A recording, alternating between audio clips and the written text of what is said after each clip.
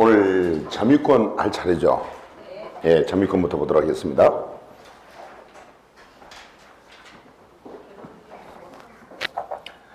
자, 우리가 민법에 규정하고 있는 물권의 종류가 8가지가 있다고 그랬죠. 자, 8가지 물권 중에서 가장 공부하는 입장에서는 좀 이해하기 힘든 물권이 점유권 같아요. 왜냐하면 점유권이 확 와닿질 않아요. 확 와닿질 않는데, 자, 점유권 한번 이해를 한번 해볼까요?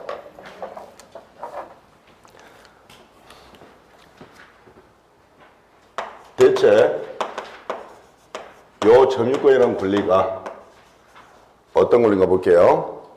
자, 보세요. 지금 여기 갑이라는 사람이 여기 물건이 있습니다. 자, 갑이라는 자가 이 물건을 사실상 지배를 한다고 합시다.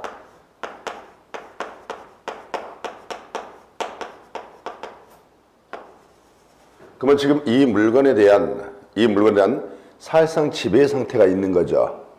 요 물건에 대한 사실상 지배 상태를 우리 법학에서는 뭐라고 하냐면 이걸 점유라고 표현합니다. 물건에 대한 사실상 지배 상태를 뭐라 한다고요? 점유. 아, 물건에 대한 사실상 지배 상태를 우리가 점유라고 하는 거구나. 그러면 물건을 사실상 지배하는 자를 뭐라 부를까요?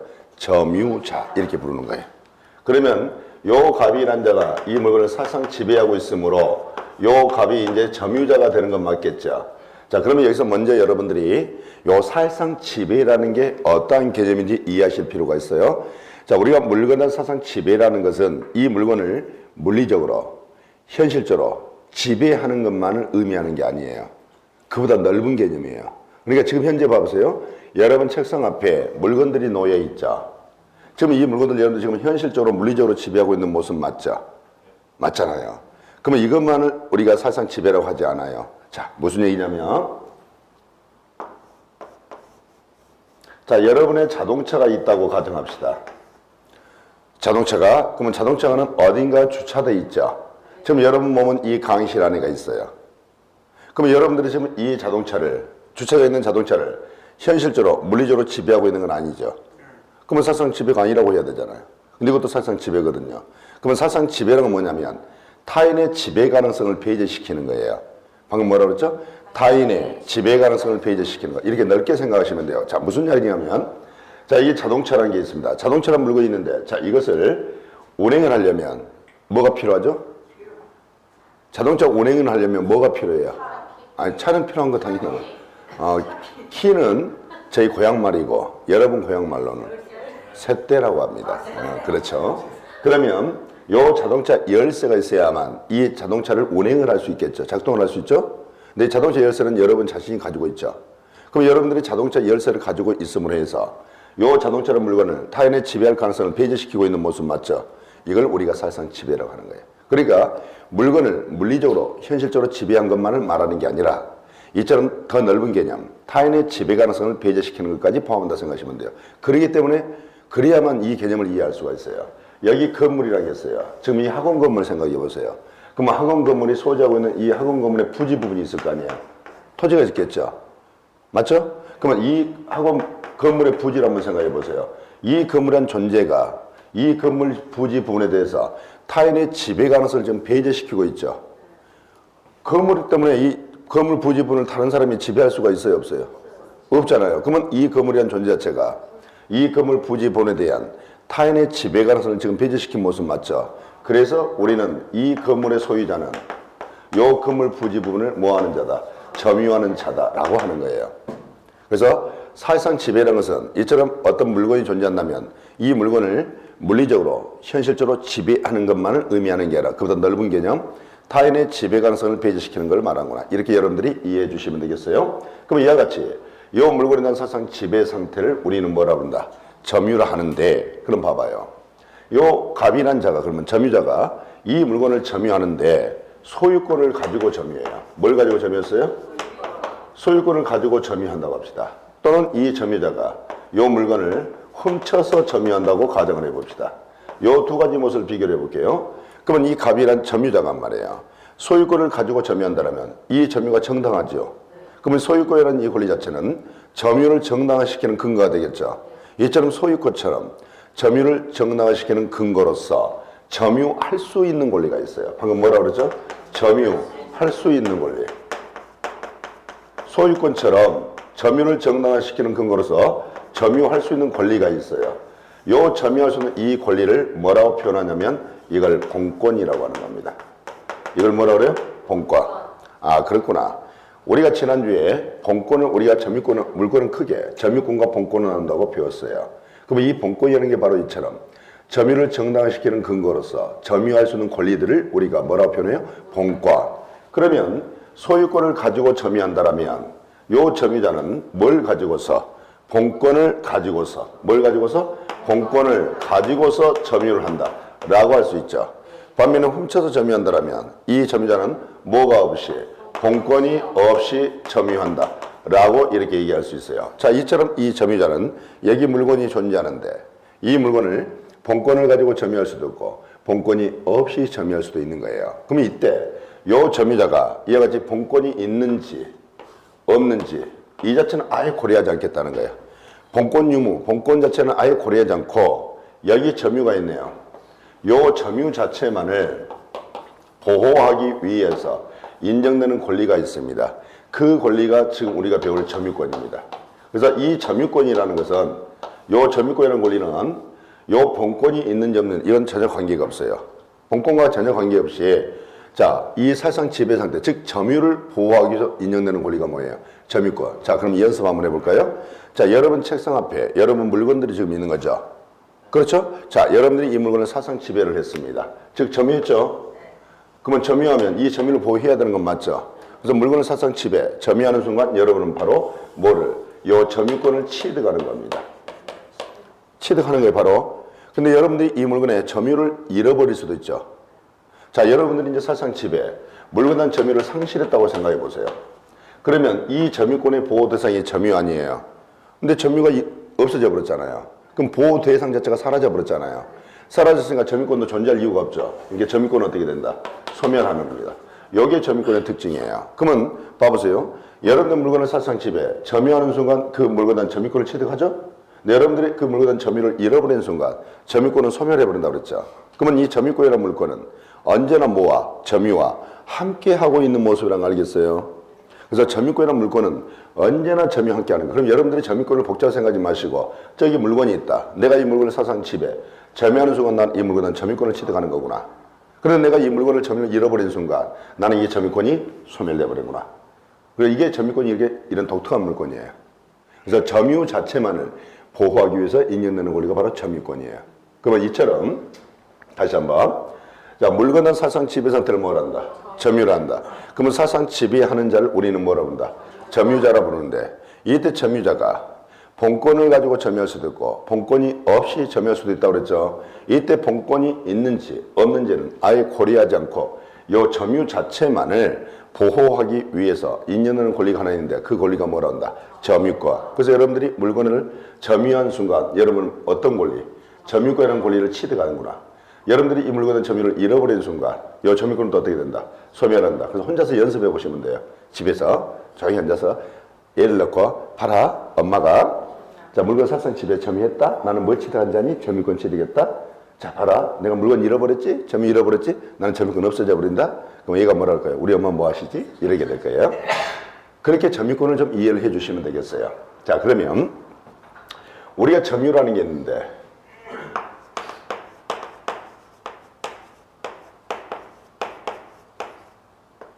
점유의 모습입니다. 자, 이 점유의 모습이 있는데 가만히 보니까 이 점유도 자주점유라는 게 있다는 거예요. 무슨 점유요? 또 타주점유가 있다는 거예요. 자주점유가 있고 무슨 점유가 있어요? 타주점유가 있다는 거예요. 또 우리가 점유의 모습을 보니까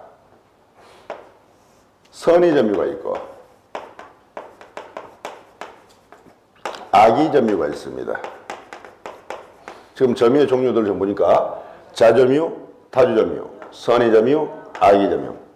그럼 여기서 최소한 여러분께서 대체 자주점유가 어떤 점유를 말하며 타주점유가 어떤 점유를 말하며 선의점유, 악의점유가 어떤 점유를 의미하는 정도는 우리가 파악을 해 주셔야 될 것 같아요.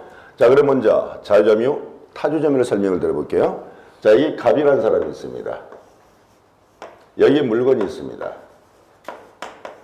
그러면 갑이라는 사람이 이 물건을 지금 점유를 하고 있어요. 그러면 이때 우리는 갑을 뭐라 부르죠? 점유자라 부릅니다. 그러면 이 갑이라는 점유자가 자, 이 물건을 점유를 하고 있는데 요 점유자가 말이에요. 소유의 의사를 가지고 뭘 가지고요? 소유의 의사를 가지고서 점유하더란 거예요. 근데 이 점유자가 소유의 의사가 없이 점유하더란 거예요. 그러면 점유자 봐서요. 점유자가 점유하는 모습이 두 가지가 있잖아요. 소유의 의사를 가진 점유도 있고 소유의 의사가 없는 점유도 있는 건 맞죠. 이때 소유의 의사를 가진 이 점유를 우리는 민법에서는 뭐라 표현하냐? 이 점유를 자주점유라고 표현합니다. 반면에 얘처럼 소유의 의사가 없이 점유하고 있죠. 그럼 이 점유를 뭐라 표현하냐? 타주점유라고 표현합니다. 다시 한번 정리합시다. 소유의 의사를 가진 점유를 우리는 무슨 점유를 한다? 자주점유. 소유의 의사가 없는 점유를 타주점유. 그렇게 표현을 하는 거예요. 다시 한번요. 지금 소유의 의사를 가지고 점유하고 있죠. 그럼 이 점유를 뭐라고 표현해요? 자주점유. 이때 소유의 의사가 없이 점유하고 있죠. 그럼 이 점유를 뭐라고 표현해요? 타주점유. 그럼 우리가 지금 점유의 모습 자체를 이게 자주점유이다, 타주점유이다 구별을 하고 있지 않습니까? 그럼 우리 법학의 특징이에요. 지금 점유라는 이 개념 자체를 이 개념 자체를 이게 자주점유니 타주점유 이렇게 구별하고 있잖아요. 그럼 법학은 어떤 개념을 이렇게 구별할 때는 나눌 때는 이런 구별할 필요성이 있기 때문에 나눠요. 구별 필요성이 없다면 굳이 구별할 이유가 없는 거 아니에요. 그럼 분명히 이 점유의 모습을 자주점유, 타주점유 이렇게 구별할 때는 구별할 필요성들이 분명히 존재했겠죠. 그러면 그 구별 필요성을 우리는 구별 실익이라고 표현해요. 그래서 구별 실익이란 말이 구별할 필요성을 얘기하고 있는 거예요. 그러면 이런 구별할 필요성이 존재하니까 이걸 자주니 타주니 이렇게 구별을 해야 될 거 아니에요. 그럼 우리는 어떻게 이 점유를 자주점이냐 타주점이냐 구별하냐는 거예요. 구별 기준을 간단하게 보겠습니다. 구별 기준. 자, 한번 생각해 봅시다. 어떻게 그러면 이 점유를 자주점이다 타주점이다 구별하냐는 거예요. 자, 그러면 구별을 이렇게 한다고 생각해 봅시다. 여기 점유자였다면 점유자의 내심의 의사에 의해서 점유자 뭐라고요? 내심의 의사에 따라서 이 점유를 자주점유, 타점유 구별한다고 한번 가정을 해봅시다. 점유자의 내심의 의사라는 내심의 의사는 우리 뭐라고 했죠? 속마음.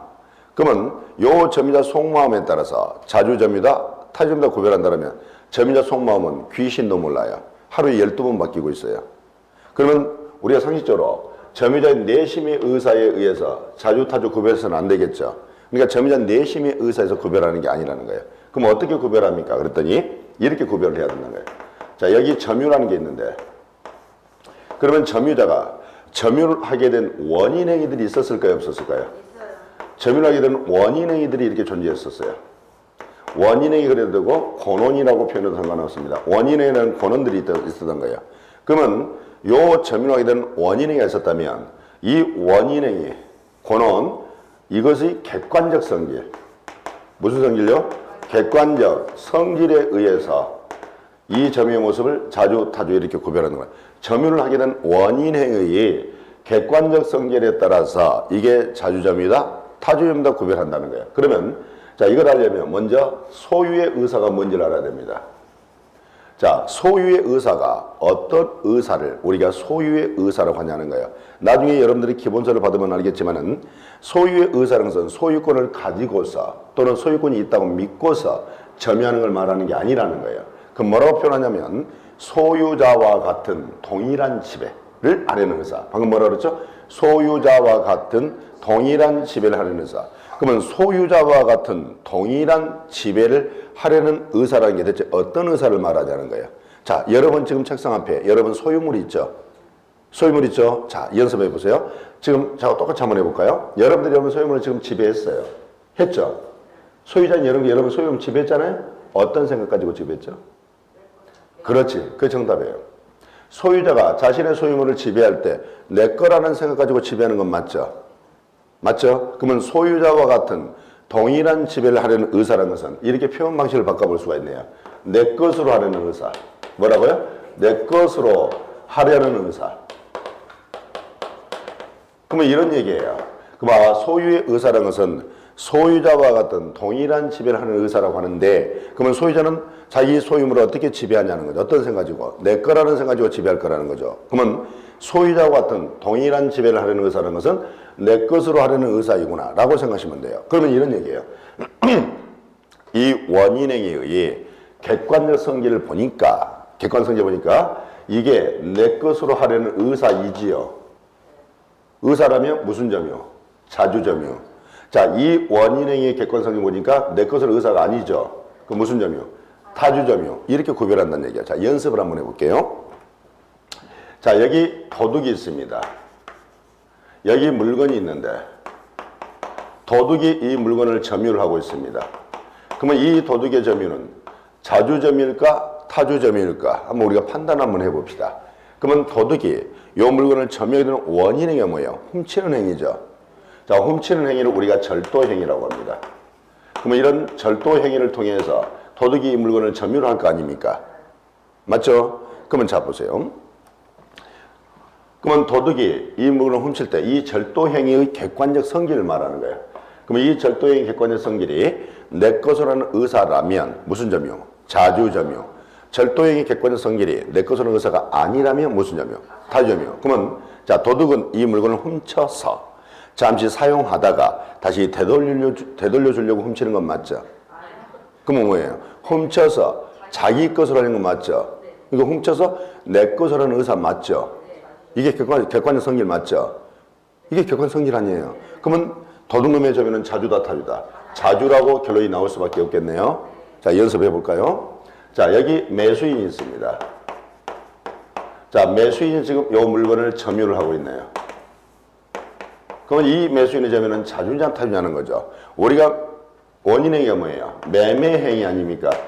무슨 행위요? 매매행위를 원인으로 점유하는 거 아니에요. 그럼 매매라는 것은 매수를 합표는 말 아니에요. 그럼 매수인의 입장에서는 매수행위가 될 것이고 매도인의 입장에서는 매도행위가 될 거 아니에요. 그럼 이 매수행위의 객관적 성질이에요. 매수행위의 객관적 성질은 거예요. 그럼 매수인은 돈 주고 사서 사용하다가 다시 돌려주려고 하는 거죠. 뭐예요? 돈 주고 사서 자기 것으로 하려는 거 분명히 맞죠? 그러면 이 매수행위의 객관적 성질은 분명히 내 것으로는 의사 맞죠? 그렇다면 이 매수인의 점유는 자주다 타주다? 자주다. 이렇게 결론이 나오겠네요. 자, 또 연습해 볼까요? 자, 예를 들어서 여기 임차인이 있습니다. 임차인이 여기 물건이 있는데 임차인이 이 물건을 점유를 한다고 합시다. 그러면 임차인의 점유는 자주냐 타주냐 따져봐야 되겠어요. 그러면 임차인은 임대차 계약이죠. 임대차 계약은 법령을 통해서 지금 점유하는 거 아니에요? 그러면 우리가 임대인 입장은 임대행위가 될 것이고 임차인 입장은 임차행위가 되겠죠. 그러면 임차행위라는 걸 통해서 이 점유를 하는 거 아닙니까? 그러면 이 임차행위의 임차행위 객관적 성질은 뭐냐면 임차라는 게 뭐냐면 임료 주고 빌릴 차, 임료 주고 빌려서 사용한다는 거죠. 임차행위 객관적 성질이 임료를 주고 빌려서 사용하고 기간 끝나면 되돌려진다 이 소리예요. 그러면 요 임차인의 점유는 임차인 객관적 성질은 내 것으로는 의사이다 아니다? 아니다가 되잖아요. 아니다죠. 그러니까 자주다 타주다. 타주 점유다. 이렇게 정리해야 되는 거예요. 그러니까 이와 같이 점유를 하게 된 원인행위, 권원들이 존재하는데 그 원인행위의 객관적 성질을 보니까 이게 내 것으로는 의사라면 자주점유, 이게 내 것으로 의사가 아니면 무슨 점유? 타주점유 이렇게 결론을 내리는 거예요. 그렇다면 봐보세요. 그러면 이러한 기준에 의해서 이 점유의 모습이 자주점유인지 타주점유인지 이렇게 구별한다 이 말 아니에요. 그런데 이럴 수도 있다는 거예요. 이런 기준에 의해서도 이 점유가 자주점유인지 타주점유인지 구별이 곤란할 수도 있잖아요. 그러면 그때는 어떻게 할 거냐는 거예요. 그러면 그럴 때마다 그날 기분 따라서 자주점유자라다, 타주점유를 하다 라고 한다면 우리 법적 굉장히 혼란스럽겠죠. 그럼 법을 좀 효율적으로 처리할 필요가 있어요 없어요? 있죠. 그래서 우리 민법에서는 점유자는 일단은 자주점유, 타주점유 구별해야 되는데 일단은 점유자는 자주점유라고 추측해서 정해놔버립니다. 이걸 자주점유로 뭐한다? 추정한다라고 합니다. 무슨 점유로 추정해요? 자, 그러면 여러분께서 점유자예요. 이제 추정의 의미까지 좀 아셔야 되니까 여러분이 지금 점유자예요. 그럼 여러분 가만히 있어도 무슨 점유로 추정받았죠? 자주 점유로 추정받고 있죠. 그러면 점유자인 여러분께서는 가만히 있어도 자주 점유로 추정받는데 점유자가 나서서 저는 이래서 자주 점유입니다 라고 증명할 필요가 있어 없어요? 정말 좀 이해됐어요? 점유자는 무슨 점유로 추정받았어요? 자주 점유로 추정받으니까 점유자인 여러분께서는 가만히 있어도 자주 점유로 추정받는데 점유자가 나서서 저는 이래서 자주점이다 라고 할 이유가 없는 거죠. 증명할 필요가 없겠죠. 예, 일단 그거 들어놓고요. 자, 그러면 이처럼 우리가 소유의 의사를 가진 점유는 무슨 점유? 자주점유를 하는 거고, 이와 같이 소유의사 없이 하는 점유를 무슨 점유를 한다? 타주점유를 한다. 그럼 이때 자주점유인지 타주점유 구별은 점유를 하게 된 원인행위의 객관적 성질을 구별한다 그랬죠. 원인행위 객관 성질을 보니까 이게 내 것으로 한 의사라면 자주점유, 이게 내 것으로 의사가 아니라면 타주점유 이렇게 되겠습니다. 하나만 더 팁으로 얘기한다라면 봐보세요. 여기에 타주라는 게 있습니다. 이게 타주 아닙니까? 이건 타주가 뭐냐면 타인이 소유주, 타인이 뭐라고요? 소유주. 그러니까 타주점유라는 것은 타인이 소유권을 가지고 있음을 전제로 하는 점이에요. 타주점유라는 것은 타인이 소유권을 가지고 있는 걸 전제로 하는 점유가 되는 겁니다. 그러면 이 정도 우리가 자주점유, 타주점유는 좀 봐놓고요. 자, 선의점유, 악의점유를 보겠습니다. 자, 우리는 이미 선의가 무엇인지, 악의가 무엇인지 배웠었죠. 우리가 어떤 사실을 안다. 그럼 우리는 악이라 배웠죠. 어떤 사실을 모른다. 그러면 선이라 배웠죠. 자, 이런 겁니다. 지금 갑이라는 사람이 여기 물건이 있는데, 자, 이 물건을 점유를 하고 있어요. 근데 이 점유자인 갑씨가 이 물건을 점유하는데 점유할 수 있는 권리인 본권이 없이 점유하고 있어요. 뭐 없이? 본권이 없이 지금 점유를 하고 있어요. 점유자가 지금 본권이 없이 점유하고 있는 거예요. 그런데 요 점유자가 이렇습니다. 자, 이처럼 본권이 없이 점유를 하고 있음에도 불구하고 요 점유자가 지금 이런 거예요. 본권이 있다고, 지금 본권이 없이 점유함에도 불구하고 본권이 있다고 믿고서 점유를 했어요. 자, 이 점유자가 이와 같이 본권이 없다는 사실을 알면서 점유했어요. 자, 봅시다. 이제 우리가 어떤 사실을 알면 뭐라고 하죠? 악이, 모르면 선이. 그럼 봐보세요. 지금 갑이라는 점유자가 본권이 없이 점유하고 있다는 사실을 알면서 점유했죠. 어떤 사람 알고 있죠? 그러니까 이 점유를 뭘 한다? 그렇죠. 이걸 악의 점유를 한다. 무슨 점유? 악의 점유. 자, 그러면 자, 본권이 없이 점유함에도 불구하고 본권이 있다고 믿고서 점유한다고 그랬죠. 그럼 이 점유자는 본권이 없다는 사실을 안다, 모른다? 본권이 없이 점유하고 있는데 본권이 있다고 믿고서 점유했다는 것은 본권이 없다는 사실을 안다, 모른다? 우리가 모르면 뭐라고 하죠? 그러니까 이걸 선의점유라고 표현하는 거예요. 그래서 이게 선의점유가 되는 거예요. 그러니까 결국에는 이 선의하기 개념 그대로 접목시키는 거예요. 실은. 자, 점유자가 지금 전제가 이거예요. 점유자가 본권이 없이 지금 점유하고 있죠. 지금 본권이 점유하고 있는데 이 본권이 없다는 사실을 알면서 점유했다 이 말이에요. 알고 있으니까 악의 점유가 되겠죠. 자, 이와 같이 본권이 없이 점유하고 있는데 점유자는 본권이 있다고 믿고서 점유하고 있다는 거예요.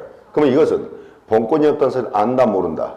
모르고 한다는 거죠. 모르고 하니까 뭐가 돼요? 선의 점유. 그럼 우리가 점유의 모습을 선의 점유, 악의 점유 이렇게 구별을 해야 될 거 아니에요. 구별을 해야 되는데 때로는 이 구별이 이게 선의 악인지 아리송할 때도 있죠. 그래서 우리 민법에서는 효율적으로 처리하기 위해서 일단은 점유자 점유는 선의 점유로 뭐 합니까? 추정해 놓습니다. 그러면 점유자는 뭘로 추정받아요? 선의 점유로 추정받고 있죠. 자, 여러분이 점유자예요. 그럼 여러분이 가만히 있어도 여러분께서는 선의 점유로 지금 추정받고 있는 건 맞죠? 그러면 점유자 스스로가 저는 이래서 선의입니다 라고 입증할 필요가 있어 없어요? 없죠. 자, 그러면 여러분들이 이제 표를 하나 익혀 볼게요. 어떤 표를 익힐 거냐면 자, 추정받는 자가 있습니다. 자, 추정받는 자는 입증 책임이 없습니다. 뭐가 없다고요? 입증 책임이 없어요. 아주 중요한 표현이에요. 추정받는 자는 뭐가 없다고요? 입증 책임 없습니다. 추정받는 자는 입증 책임 없다. 한번 따라 한번 해볼까요? 추정받는 자는 입증 책임 없다. 자, 그러면 이걸 그대로 연결시켜 볼게요. 점유자는 자주점유로 추정받고 있죠. 그러면 점유자는 자주점유로 추정받는 자죠. 그러니까 점유자 스스로 자주점유임을 입증할 책임이 있다 없다? 없다. 이렇게 연결되겠네요. 자, 점유자는 선의점유로 추정받지요. 그러면 점유자는 추정받는 자 맞죠? 그러면 점유자 스스로 선의점유임을 입증할 책임이 있다 없다? 없다. 이렇게 되는 거예요. 자, 이걸 응용을 해볼게요. 자, 제가 수업을 하지 않았지만은 등기 관련 부분은 공시법 선생님이 하기 때문에 제가 일단은 11월, 12월은 등기는 얘기를 안 한다고 그랬잖아요. 자, 우리가 등기에서도 등기 추정력이라는 게 있어요. 자, 등기 추정력이란 뭐냐면 말 그대로 해석할게요. 요 등기는 일정한 사실을 추정하는 뭐가 있다? 힘이 있다. 이 소리예요. 등기가 일정한 사실에 등기가 기재가 돼 있잖아요. 이같이 등기가 돼 있다면 이 등기 자체가 일정한 사실을 추정하는 뭐가 있다? 힘이 있다. 이걸 등기 추정력이라고 그래요. 그러면 예를 들어서 여기 건물이 있는데 이 건물이 갑 명의로 소유권 이전 등기가 돼 있어요. 지금 등기가 돼 있는 건 맞죠? 그러면 이 갑 이름으로 소유권 등기가 돼 있죠. 이때 갑을 뭐라고 표현하냐면 이자를 우리 이렇게 표현합니다. 등기 명의인이라고 표현해요. 그러면 등기 추정력에 의해서 그러면 등기는 무엇을 추정하냐는 거예요. 그랬더니 요 등기는 등기 명의인이 적법한 권리를 보유하는 것으로 추정하는 힘이 있습니다. 등기 명의인이 뭐라고요? 적법한 권리를 보유하는 것으로 추정하는 힘이 있어요. 그러면 지금 갑이란 자가 등기 명의인 맞죠? 그러면 이자 앞으로 소유권 등기가 돼 있죠. 그러면 이 등기 명의인 갑씨가 적법한 뭘로? 소유자로 추정된다. 이 말 아닙니까? 적법한 권리를 보유한 걸 추정하니까 그러면 등기 명의인 갑씨가 적법한 소유자로 추정되죠. 그러면 요 갑은 등기 명의인은 추정받는 자죠. 추정받는 자죠. 그럼 방금 전에 추정받는 자는 입증책이 없다. 그러면 등기 명의인 스스로가 적법한 소유자임을 입증할 책임이 있다 없다? 없다. 이렇게 됩니다. 그러면 누가 입증해야 되냐? 깨고 싶은 사람, 부정하고 싶은 사람 있죠. 부정하고 싶은 사람이 입증해서 이걸 부정하시오라고 이렇게 연결된다는 거예요. 그래서 여러분들이 무지 많이 써먹는 표현일 거예요. 앞으로 이 표현을 응용해서 자, 추정받는 자는 입증 책임 없다. 한 번만 더. 추정받는 자는 입증 책임 없다. 지금은 이게 그렇게 크게 무의미하게 느낄지는 모르겠지만 나중에 본격적으로 우리가 기본서 가지고 수업할 때 보면 요 추정받는 자는 입증 책임이 없다는 게 얼마나 유용하게 활용할지를 여러분들이 그때 깜짝 놀랄 정도로 활용을 해요. 그러니까 이 의미를 추정받는 자는 입증 책임이 없다는 이 개념을 머릿속에 가지고 있는 분이라면 이후에 우리가 추정에 얘기해서 입증 책임 얘기들이 계속 나온단 말이야. 그럼 굳이 우리가 이 부분을 고민하지 않아도 돼요. 자, 점유자는 자주점유로 추정되는 거죠. 점유자는 자주점유로 추정되잖아요. 그러면 점유자 스스로가 자주점유임을 입증할 책임이 없죠. 그러면 이런 거예요. 이게 이렇게 연결되는 거예요. 봐보세요. 우리가 그러면 점유자가 이랬던 거예요. 자, A라는 점유자가 요 점유자가 매매와 같은 자주점유 권한을 주장을 했어요. 권한을 주장했는데 이게 인정되지 않았다는 거예요. 그러면 이 자주점유 추정이 깨지냐는 거예요. 점유자 스스로가 자주점유임을 입증할 책임이 있어 없어? 없기 때문에 점유자가 매매와 같은 자주점유를 주장했는데 이게 인정되지 않는 사실만 가지고는 요 자주점유 추정이 깨지지 않는다 이렇게 하는 거예요. 왜? 점유자가 자주점유임을 입증할 책임이 없으니까. 점유자가 뭐라고요? 자주점유임을 입증할 책임이 없으니까. 그래서 그러는 거예요. 그러니까 요 개념을 이해를 하시면 아, 추정받는 자는 입증 책임이 없는 거구나. 그러니까 이 추정받는 자가 다른 얘기 할 수도 있어 없어요? 어떤 얘기를 했는데 그 인정되지 않았어. 그 사실만 가지고 이 깨지지 않는다는 거예요. 왜? 추정받는 자에게는 뭐가 없으니까? 입증 책임이 없으니까. 그러니까 누가 그걸 부정하고 싶은 사람은 적절로 입증해서 깨라 이 소리입니다. 항상. 자, 그러면 우리가 점유의 모습, 자주점유, 타주점유, 선의점유, 악의점유 여기까지 우리가 확인을 해봤어요. 자, 봅시다.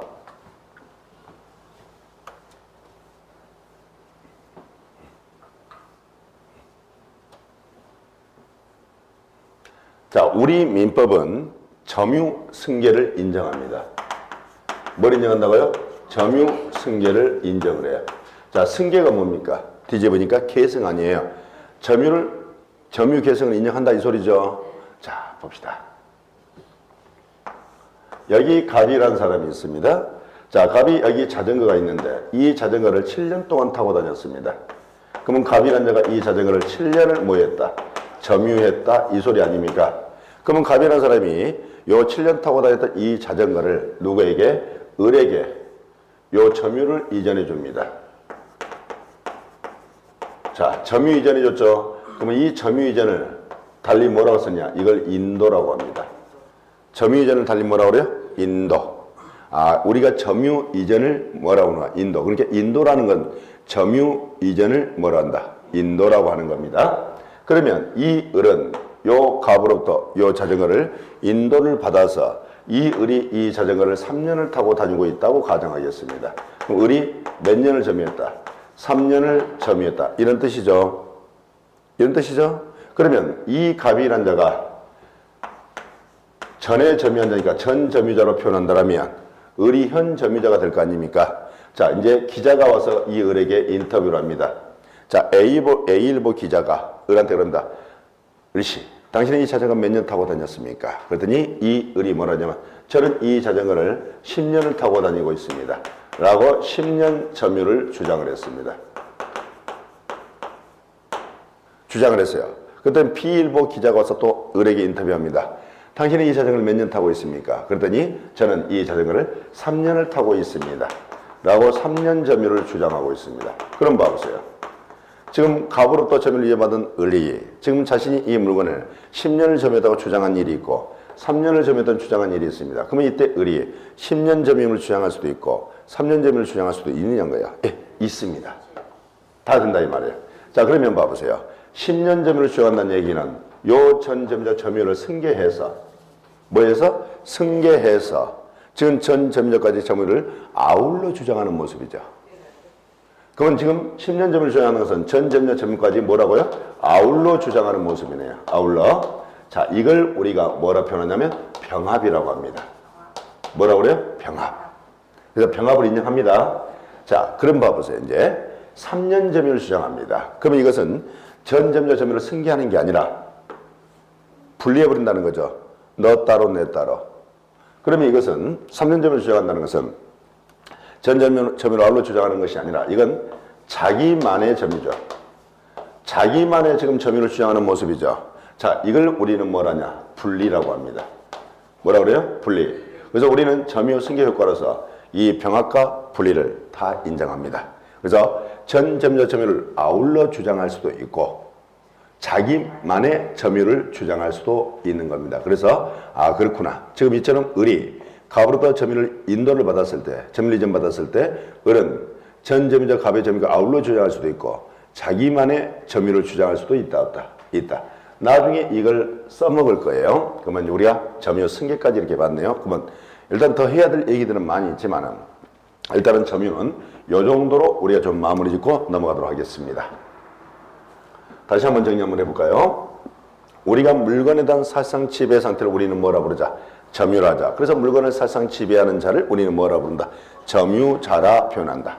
그럼 이때 이 사실상 지배라는 것은 물건을 현실적, 물리적으로 지배한 것만을 말하는 게 아니라 타인의 지배 가능성을 배제시키는 말 한다고 그랬죠. 그래서 건물의 소유자는 건물의 부지를 점유한 자다. 이렇게 표현한다고 그랬어요. 그럼 이때 이 점유자가 본권을 가지고, 즉 점유할 수 있는 권리를 가지고 본권을 가지고 점유할 수도 있고 본권이 없이 점유할 수도 있다는 걸 봤었죠.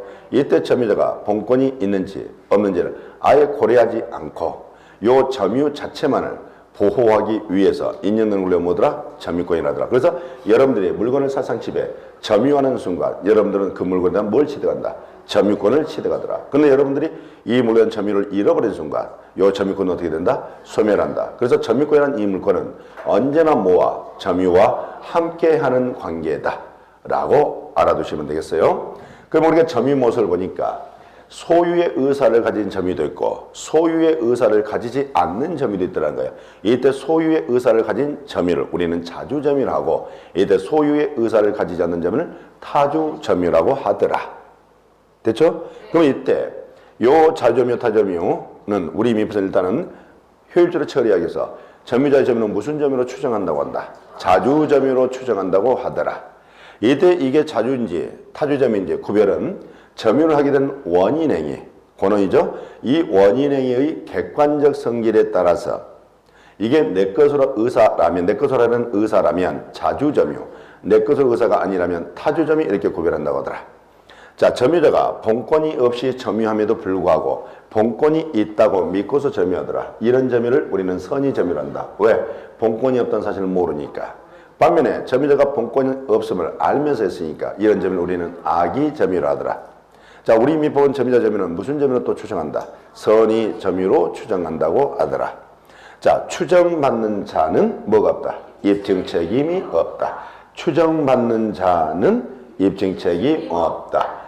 자, 우리는 점유자는 전 점유자 점유까지 아울러 주장할 수도 있고 전 점유자 점유와 분리해서 자기만의 점유를 주장할 수도 있다고 그랬죠. 이때 아울러 주장하는 걸 우리가 병합이라고 한다면 자기만의 점유를 주장하는 걸 우리는 뭐란다? 분리라고 한다. 자, 더 할 얘기 있지만 일단 이 정도로 마무리 짓겠습니다. 자, 그러면 또 봅시다. 여기 갑이라는 사람이 있습니다. 여기 물건이 있습니다. 자, 이 갑이 여기 물건이 존재한데 갑이 권리가 있습니다. 물건에 대한 권리가 있는데 이 권리 내용은 뭔가 봤더니 요 물건을 사용, 수입, 처분할 수 있는 권리가 있다는 거예요. 그럼 이처럼 이 물건을 사용, 수익, 처분할 수 있는 이 권리를 우리는 뭐라고 표현한다? 이 권리를 소유권이라고 한다. 아, 이게 소유권이구나. 아, 소유권이라는 것은 여기 물건이 존재하면 이 물건을 사용, 수익, 처분할 수 있는 이 권리를 우리는 뭐란다? 소유권이라 한다. 그럼 봐보세요. 그러면 소유권은 이 물건을 사용, 수익, 처분할 수 있는 권리를 소유권이라고 그랬죠. 그러면 이 물건에 대한 사용, 수익 권능을 우리는 이걸 물건에 대한 사용 가치라고 표현합니다. 반면에 이 물건 처분 권능을 달리 이것을 물건의 교환 가치라고 표현합니다. 그러면 소유권이라는 것은 이 물건을 사용, 수익, 처분할 수 있는 권리이기 때문에 요 사용 가치와 교환 가치를 요 소유권은 전면적으로 지배하고 있겠죠.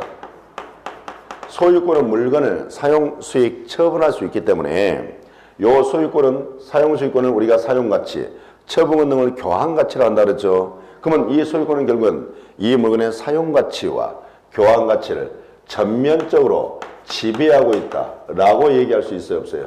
있겠죠. 그래서 소유권은 물건의 사용 가치와 교환 가치를 전면적으로 지배하고 있는 가치 지배권이라고도 표현합니다. 그러면 이때 자 보세요. 이러더란 거예요. 지금 여기 물건의 사용 가치입니다. 요 사용 가치만을 요것만을 지배하는 물건이 있어요. 무엇만을 지배하는 물건? 사용 가치만을 지배하는 물건이 있다는 거예요. 자, 반면에 여기 물건의 교환 가치만을 지배하고 있는 물건 또한 존재하더라는 거예요. 그러면 이 물건들은 사용 가치만을, 교환 가치만을 지배하고 있는 모습, 이 물건들은 소유권처럼 전면적으로 지금 지배하고 있는 건 아니죠. 전면적으로 지배하고 있는 게 아니라 한정적으로만 지배하고 있죠. 제한적으로만 지배하고 있죠. 그래서 이 물건들은 소유권처럼 물건의 사용 가치와 교환 가치를 전면적으로 지배하는 게 아니라 제한적으로 지배하고 있는 모습이죠. 그래서 우리는 이 물건을 제한 물건이라고 합니다. 무슨 물건요? 제한 물건. 그러면 이때 이걸 우리가 제한 물건이라고 하는데 이 중에서 요 사용 가치만을 제한적으로 지배하는 이 물건을 우리는 용익 물건이라 표현하는 거고, 이때 이 교환 가치만을 제한적으로 지배하는 이 물건을 우리는 무슨 물건이란다? 담보 물건이라고 표현합니다. 그래서 요 제한 물건은 뭐가 있다? 용의 물건과 담보 물건이 있다. 이렇게 배웠던 겁니다. 아셨죠? 아시겠죠? 그러면 여기서 보니까 그러면 소유권이라는 이 권리는 바로 무엇을? 이 물건을 지배해서 사용, 수익, 처분할 수 있는 권리 맞죠? 그렇다면 요 물건이 소유권의 객체라는 사실 알겠습니까? 따라서 요 소유권의 객체는 뭐밖에 없다? 물건밖에 없습니다. 소유권의 객체는 뭐밖에 없다고요? 물건. 따라서 소유권의 객체는 물건이 하나인 겁니다. 그럼 봐봅시다. 예를 들어서 이런 지문 한번 제가 만들어 볼 테니까 이 지문이 O인지 X인지 판단해 봅시다. 아파트 분양권이 있습니다. 여러분 아파트 분양권 들어보셨죠? 자, 아파트 분양권은 소유권의 객체가 아니다 라고 해봅시다. 그러면 봐보세요. 이 논점이 이런 거네요. 여기 아파트 분양권이라는 게 있는데 이게 소유권의 객체인지 아닌지 요게 논점 맞죠? 지금 아파트 분양권은 소유권의 객체가 아니다. 이게 OX 판단을 해봐야 되겠는데 그럼 이 논점은 이런 거예요. 여기 아파트 분양권이라는 게 있는데 이게 소유권의 객체이냐 아니냐 요게 논점 아니에요. 그러면 제가 방금 전에 소유권의 객체는 뭐더라? 물건이더라. 그러면 아파트 분양권은 물건이다 아니다? 아파트 분양권은 물건이 아니죠. 아파트 분양권은 물건이 아니잖아요. 그럼 아파트 분양은 물건이 아니기 때문에 소유권의 객체가 될 수가 없죠. 그럼 아파트 분양권은 소유권의 객체가 아니다. 정확하게 맞는 표현이죠. 그러면 이 지문을 이와 같이 지문이 나왔다면 이런 지문을 우리가 판단하는 데 있어서 그러면 이게 옳은 지문인지 또는 그런 지문인지를 판단하는 데 있어서 우리는 무엇을 기본적으로 우리 머릿속에 가지고 있어야 되냐면 소유권의 객체는 물건에 한한다는 걸 알고 있었어야만 쉽게 이 지문이 OX 판단할 수 있었어요. 근데 소유권의 객체가 물건에 한한다는 걸 모른다면 아파트 분양권이 소유권의 객체가 아니다. 인 것 같은데 이런 혼란을 가져올 수밖에 없겠죠. 그래서 그렇구나. 소유권의 객체는 뭐밖에 없다? 물건밖에 없구나. 아셨죠? 권리는 소유권의 객체가 될 수 있다 없다? 없다. 이렇게 정리해 주시면 되겠어요. 자, 계속 가보겠습니다. 자, 우리가 여기 토지란 게 있습니다.